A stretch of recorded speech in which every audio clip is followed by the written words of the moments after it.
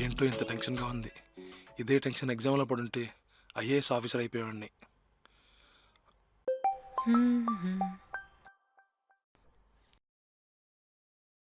Hello, నక్షత్ర, చెప్పు బంటి. ఆ, అది వస్తావా? ఇప్పుడెక్కడికి? ఆ, ట్యూషన్కి. ఇప్పుడేనా? అంటే ఈవినింగ్ నాకు చిన్న వర్క్ ఉంది, అందుకు. సరే, వస్తాను. ఓకే సరే.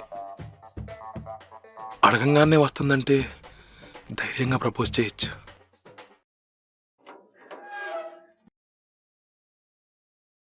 బంటి, రా నక్షత్ర.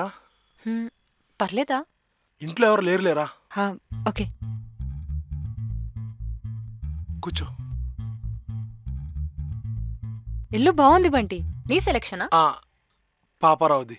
ఆయన ఎవరు, మీ డాడీయా? కాదు, ఈ ఇంటి ఓనరు. ఓ, రెంటెడా?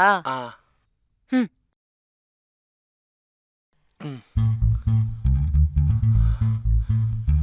ఏంటి గుండెంత గట్టి కొట్టుకుంటుంది?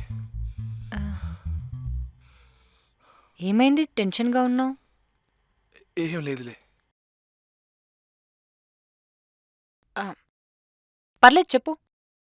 నువ్వు నాతో బాగా క్లోజ్గా ఉన్నావు కదా, హా, నీకేం ప్రాబ్లం లేదా అని. ఎందుకు ఇలా అడుగుతున్నావు? మా ఫ్రెండ్స్ అందరూ అంటూ ఉంటారు నీతో ఏ అమ్మాయి మాట్లాడిద్దని, అందుకు. దాంట్లేముంది బంటి, యు సో స్వీట్, చాలా మంచివాడు. నీతో ఫ్రెండ్షిప్ చేయకపోవడం వాళ్ళ బ్యాడ్ లక్. నిజంగానా? అయ్యో బంటి, నువ్వు చాలా చాలా మంచివాడివి. ఎక్కువ ఆలోచించకు. ఆ,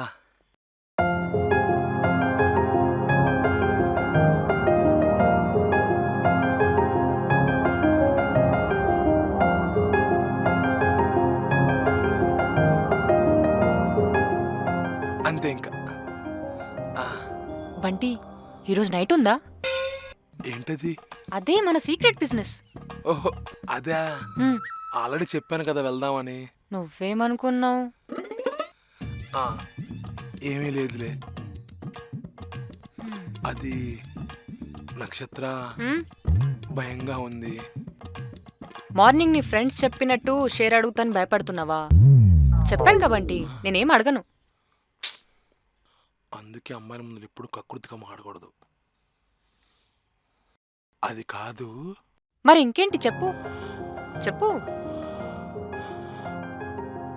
ఏమీ లేదులే. సరే, నేను వెళ్ళొస్తా. పద, నేను కూడా వస్తాను.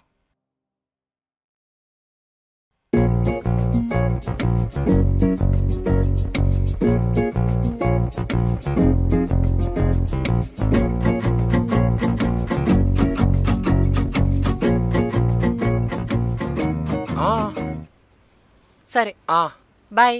బాయ్ నక్షత్ర. Bunty, night night. Okay.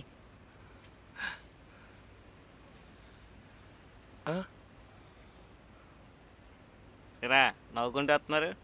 Okay, అయిపోయిందా? వర్కౌట్ అయినట్టేనా? నేను చెప్పాను కదరా ఆ అమ్మాయి నీకు పడిపోయిందని. ఏంట్రా సైలెంట్గా ఉన్నావు? నేనేం పార్టీ అడగనులే. నువ్వో ఇంటోడు అవుతున్నావు అంటే మాకు ఆనందమే కదరా. నేను ఆ అమ్మాయికి ఏం చెప్పలేదురా. ఏరా? ఇప్పుడు నక్షత్ర నాతో బాగుందిరా. మళ్ళీ నేను తనకు ప్రపోజ్ చేస్తే ఉన్న ఫ్రెండ్షిప్ కూడా ఎక్కడ పోతుందేమోనని భయం వేసిందిరా.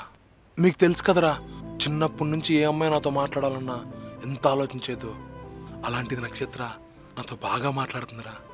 ఉన్న ఫ్రెండ్షిప్ కూడా ఎందుకు పోగొట్టుకోవటం అని చెప్పలేదురా.